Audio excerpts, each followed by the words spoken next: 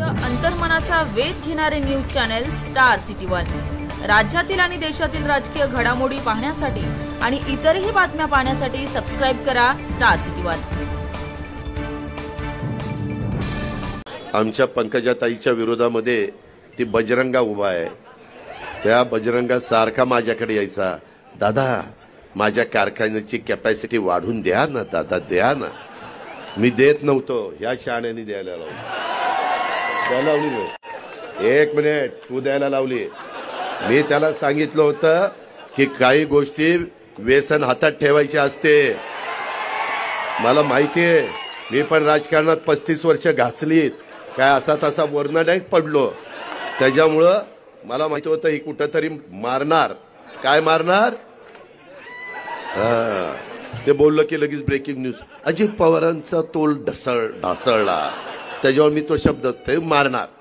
तर त्या पद्धतीनं मी त्याला सांगत होतो, नाही नाही दादा द्या, त्याची शिफारस दादा करा, दादा पीडीसीसी बँकेतनं त्याला पैसे द्या, दादा एमएससी बँकेतनं पैसे द्या।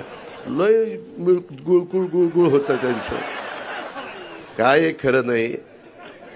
कधी कधी आमच्या धनुभाऊला माणसंच कळत नाही, त्याच्यामुळे गाडी बिघडती। तो माझा सल्ला घेत जा प्रत्येक वेळेस।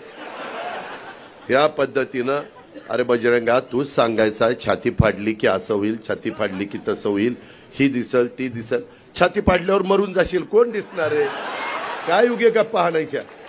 हनुमानांची छाती ती फाडलेली वेगळी, तू कुठं बजरंगा, तू काय लगेच हनुमानाला स्वतःला समजायला लागला?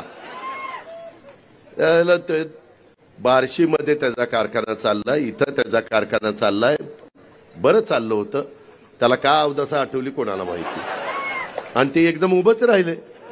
बरं मागं उभं राहून ट्राय झाली पाडायची, आता कशाला उभं राहायचं?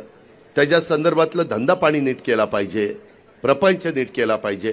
परंतु मित्रांनो, काही काहींना जरा दोन पैसे आल्यानंतर मस्ती येतेच, आणि तशा पद्धतीनं त्याला मस्ती आली आणि इतके दिवस माझ्याबरोबर राहिला आणि आता मला सोडलं। ती मी एवढं त्याला सगळं